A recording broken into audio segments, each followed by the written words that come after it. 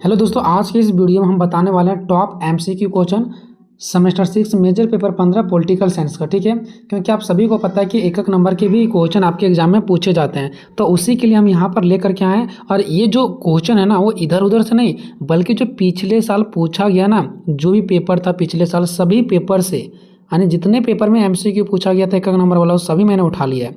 अब इसके पहले पेपर कब हुआ था, तो देखिए दोस्तों, अभी आप लोग 4 साल वाला ग्रेजुएशन पढ़ रहे हो, इसके पहले 3 साल का ग्रेजुएशन था। ठीक है, तो जब स्टूडेंट सेमेस्टर 4 में पढ़ते थे ना, जब स्टूडेंट सेमेस्टर 4 में पढ़ते थे, तो आप लोगों का मेजर 15 मेजर 16 ऐसे नाम है ना, पहले कोर पेपर हुआ करता था। ठीक है, CORE कोर, तो कोर 10 में ये सेम पेपर पूछा गया है। यानी जो आप लोगों को सिलेबस पढ़ना, वही सेम सिलेबस पढ़ना था पुराने स्टूडेंट को सेमेस्टर 4 में और कोर पेपर 10 में।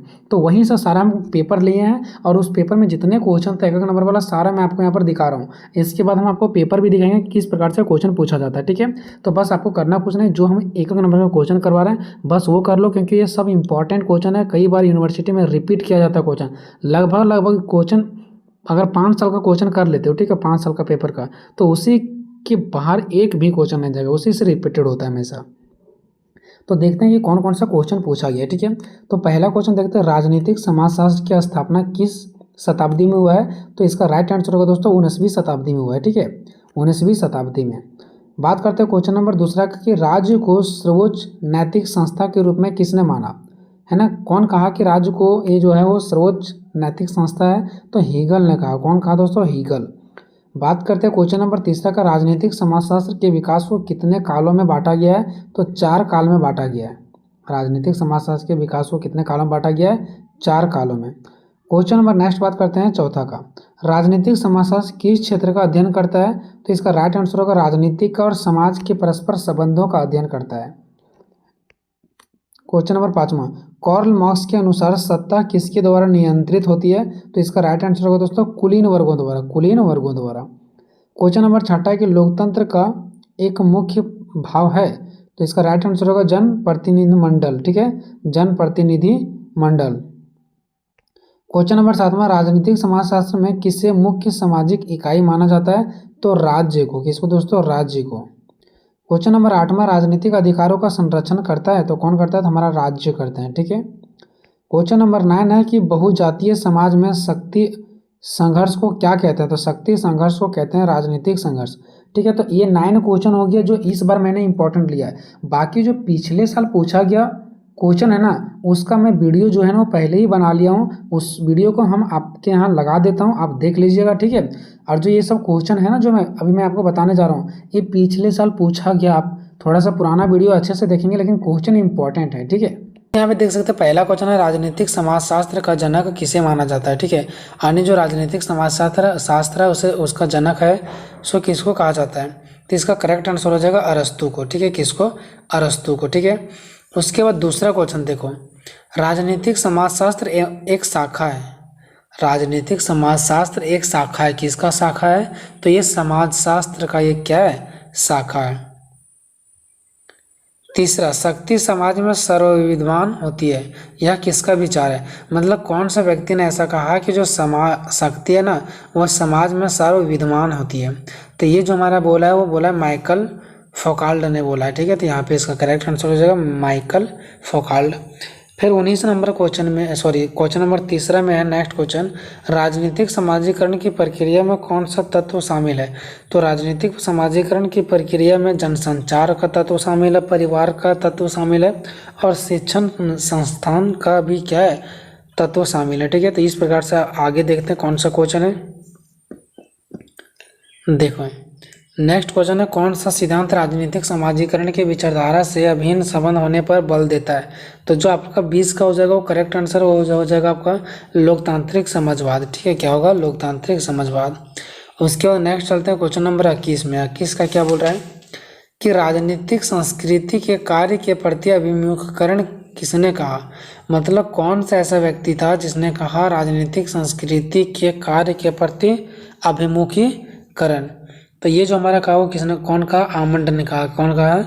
आमंड ने कहा। ठीक है, क्वेश्चन नंबर 21 हो गया, इसका आंसर क्या होगा? आमंड होगा। ठीक है, उसके बाद क्वेश्चन नंबर 12 नेक्स्ट क्वेश्चन देखते हैं। ठीक है, political culture and political development किसकी रचना है? तो ये जो हमारा political culture and political development book है वो किसकी रचना, तो ये है लुसियन पाई एवं सिडनी बर्बा का, ठीक है। तो इसका करेक्ट आंसर ये हो जाएगा। नेक्स्ट चलते हैं, समाजशास्त्र शब्द का प्रथम बार प्रयोग किया गया था।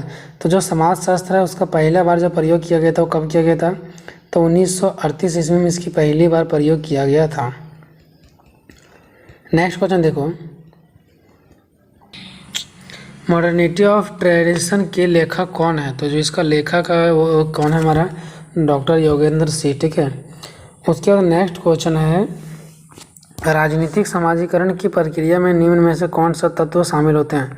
तो इनमें से जो तत्व शामिल होता है, परिवार, जनसंचार, शिक्षण संस्थाएं, ठीक है। चलो नेक्स्ट क्वेश्चन की ओर हम लोग बढ़ते हैं।